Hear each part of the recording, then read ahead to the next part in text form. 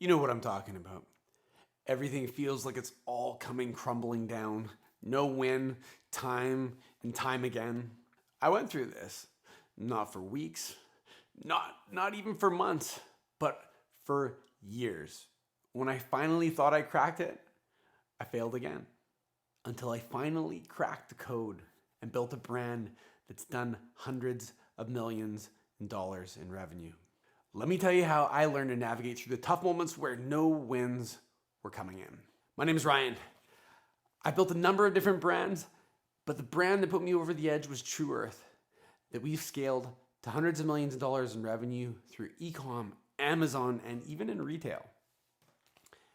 But things weren't always amazing. I've had a number of other businesses before this, from writing platform startups to affiliate marketing to SEO agencies to magazines, print magazines, and subscription boxes and e-commerce tied to those, before I finally eventually hit a home run. In this video, I'm going to share some of the raw, honest truth about how many times I thought about giving up and just doing something else, just having a job and getting paid and not traveling down this entrepreneurial journey. I'm hoping that some of this resonates with you, so that if you're in the same spot and you're ready to give up, you just keep on pushing through, because anything worth having is usually on the other side of something difficult. Anyways, let's jump in.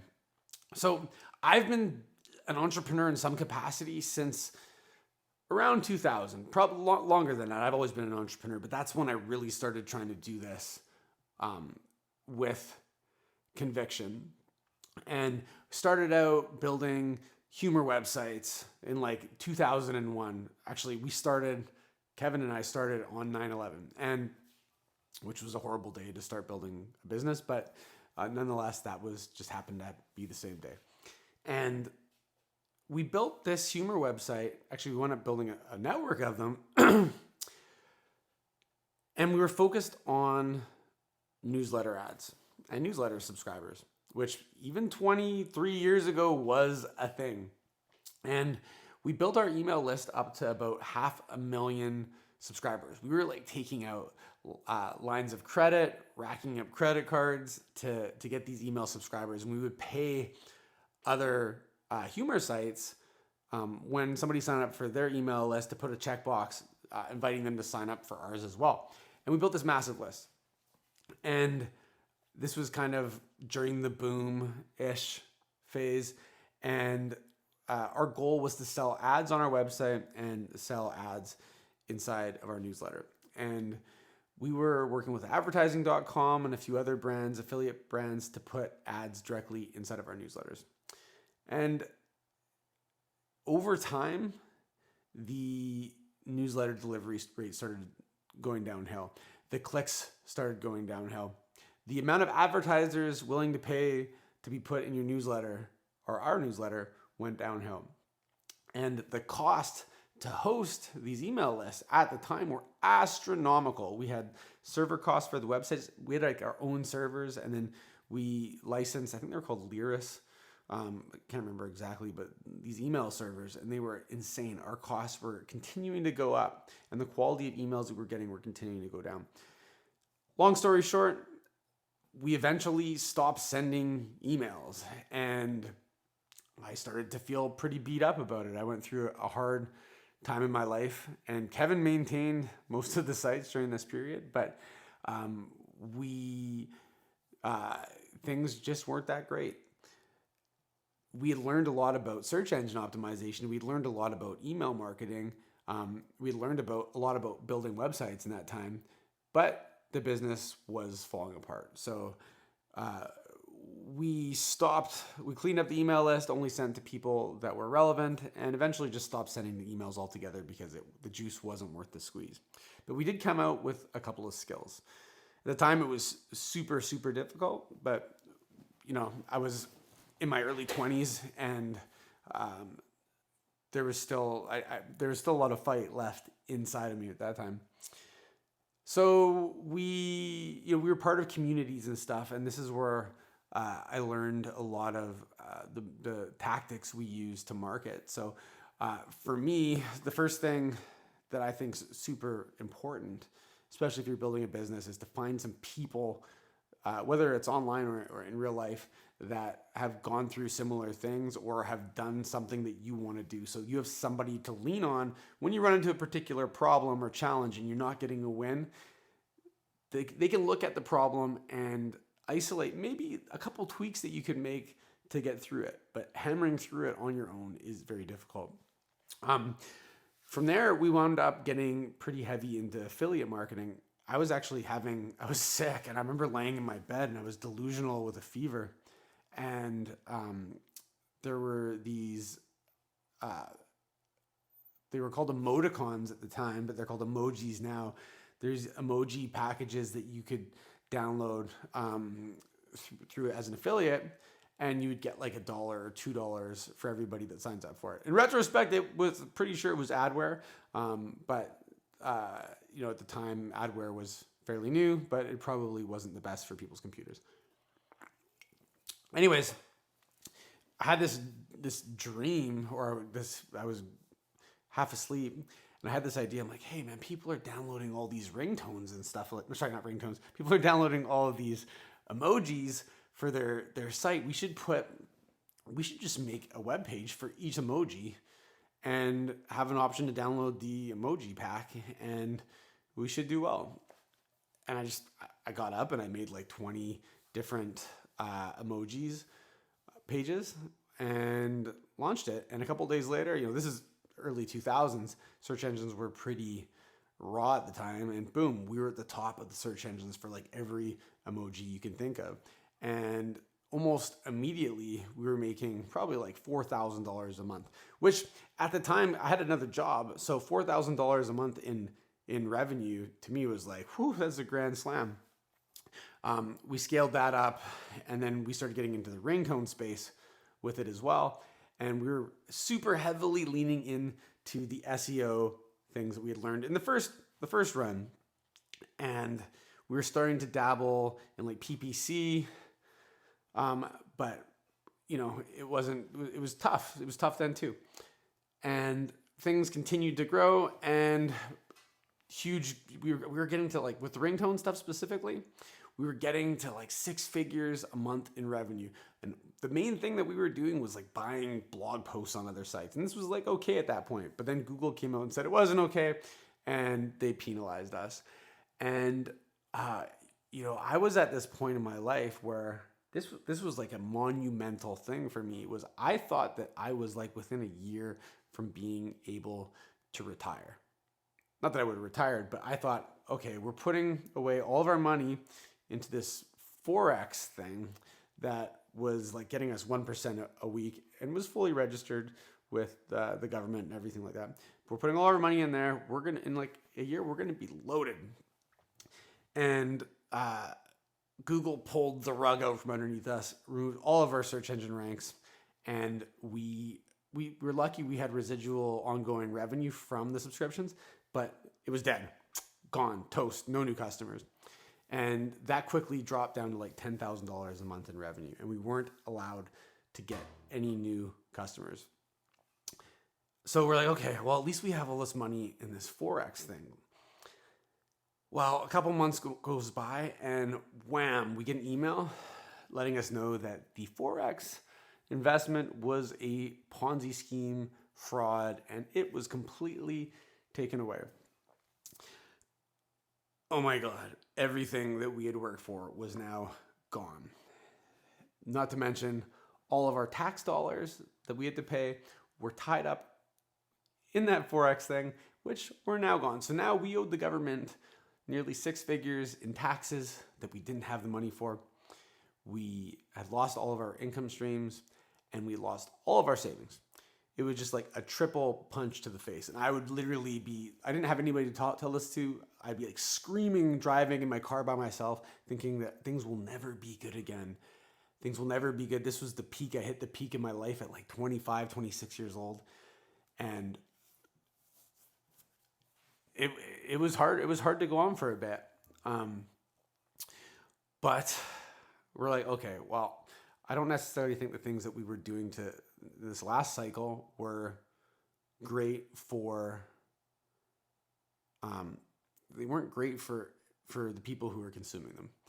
So I want to move towards doing something that's good for people that are coming to our site. So we put together a new site. This time it was called InfoBarrel. People could write their articles and they would get 75% of the revenue generated by their articles. And it seemed like a great idea. We were going to donate some money to charity. People could choose which ones. And we were going to use our considerable SEO knowledge to push this and make it big. But it was a slow start. Like, we were working in my garage. It was freezing cold. I just bought a house. I had this expensive car that I'd leased. And I had to almost, like, I could not afford everything anymore. And, I had to put one foot in front of the other, and I went and got a job selling cell phones, which for me was probably the turning point, which I wish I knew earlier in my life, that if you know how to sell stuff, that you will never be financially in a bad position. So I started selling cell phones at night while we were building this in my garage. And, this is now like 2008. We're 7 years in. I still have never made a considerable amount of money. Like, I had a house, yes, I had a nice car. We were making money quite a bit for 6-8 months. And I thought we were living on top of the world and had everything taken away again. So we started building this up. We're working in the garage. I had to get a job. And we get it moving.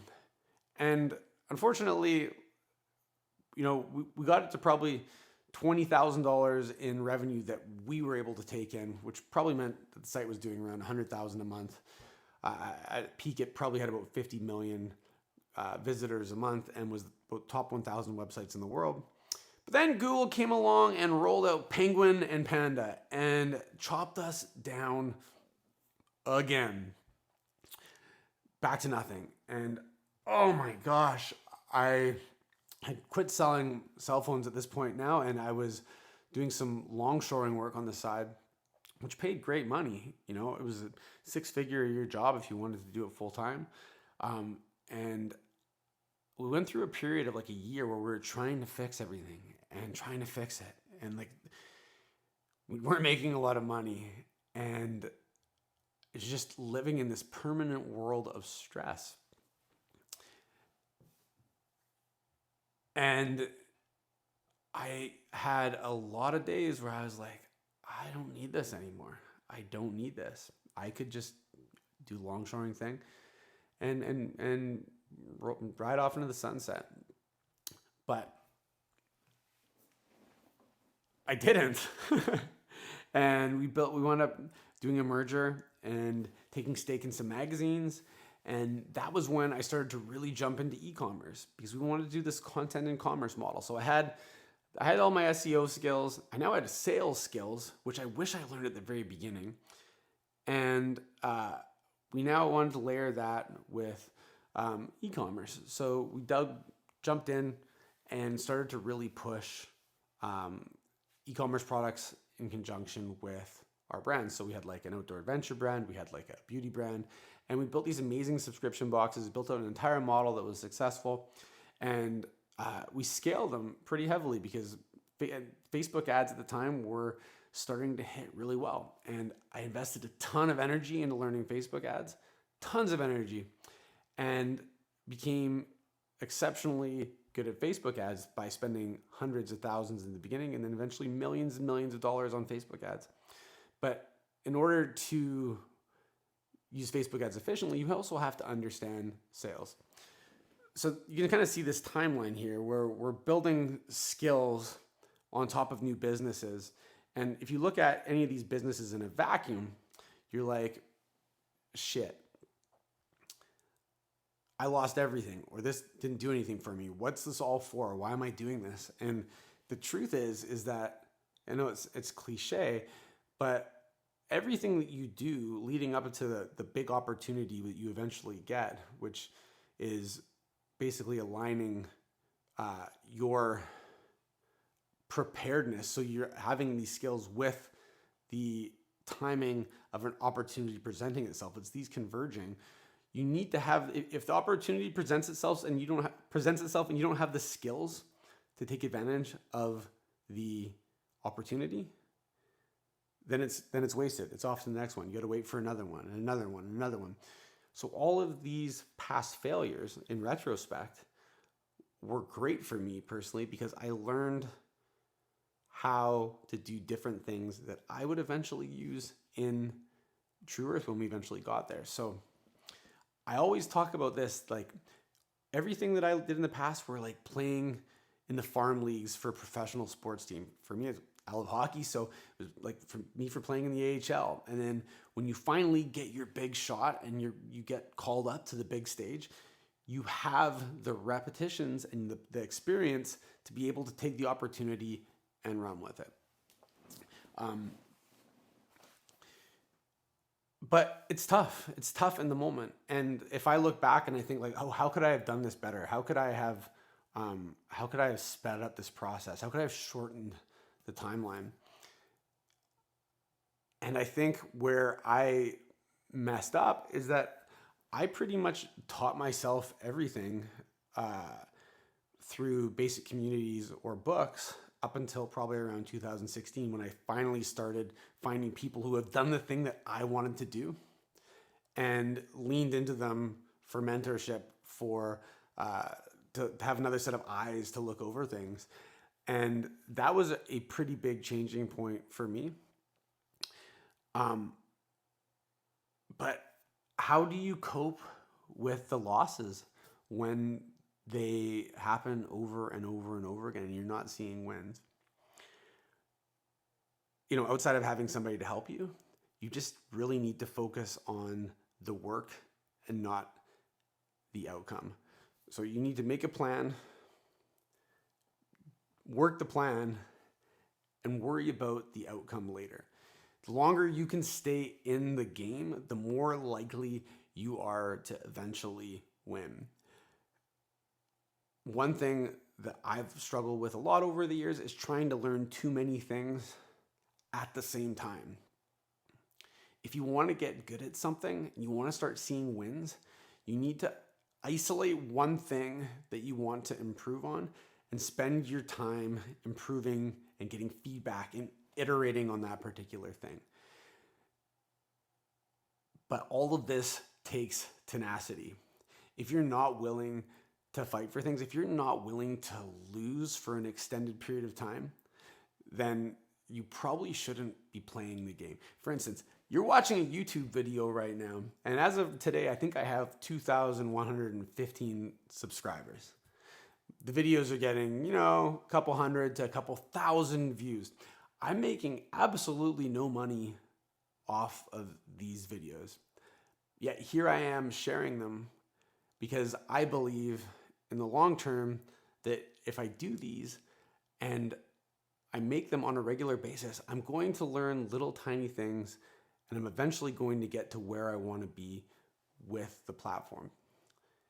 It takes time, it takes faith, it takes the ability to give what you're doing to people who are above you, who have more experience, and be vulnerable with them. Let them tear it apart. You have to be willing to play the long game. And the only way that you can play the long game is that if your happiness and if your entire existence isn't predicated on this being successful. I'm not saying that it's not going to be successful, but if you're so invested in your identity and whatever you're doing, being who you are, if it fails, you are going to be a very unhappy person, a very sad person. How I like to structure things, especially when I'm starting something new, is I use this framework I call VLOS: validate, launch, optimize, scale. And the first phase is V, validate. I like to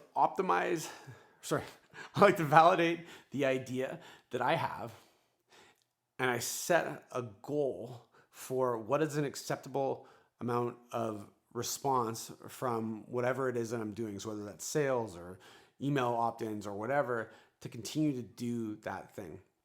I then give myself a time frame for how long I'm allowed to continue to pursue that without getting those results. And if I don't get it, I put a bullet in it and it's toast. I move on to the next thing. You can't be precious with your ideas. You can't be precious with what you want to accomplish if you do it for the time frame that you stated and you're not getting the outputs that you want. I know that kind of contradicts what I said before, but you have to give yourself a window to learn and to iterate and improve. And if you surpass that window and you're not making progress, you might not need to hit, like if you're making YouTube videos, if you don't hit 100,000 view video, but your videos are getting progressively more views by the time frame, you might consider changing what that goal is because you're seeing progress. But if you're trying to make, a consumer brand with e-commerce and you can't make 100 sales in say 3 months without leveraging like paid media, chances are it's time to either make a big change in what you were doing or put a bullet in it. So I know this was kind of long-winded, but if I was to go back and start over again, the things that I would do differently are, I'd find somebody to help me who's already been where I wanted to be or who's already gotten to where I want to get to, pay them money so that they can help me improve what I'm doing so that I don't need to spend as much time together because time is finite. You're eventually going to run out of time. So you want to shorten that window as much as possible. So I find a mentor. I'd learned sales as one of my first skills because as long as you know how to sell, you will never go hungry. I would actively pursue new skills. I did that through my business, through running different businesses and learning along the way. But I would actively pursue one skill at a time and try to learn it thoroughly and not chase two rabbits and catch none. If you do too many things at the same time, none of them are going to be done well. So pick something and really learn it deep. And then the fourth one is use some sort of validation framework. Figure out what it is that you want to accomplish. Give yourself a time frame and a target, and make a plan, and then work the plan as hard as you can during that period, and then evaluate the results when you get to the end of that time frame to see whether or not it's worth continuing to do these things. If you like this video and you want to see some other cool stuff that I've made, check out this video up here that talks about what I would do if I had to build another brand from scratch to 100 million in 2024. Check it out. Click right there.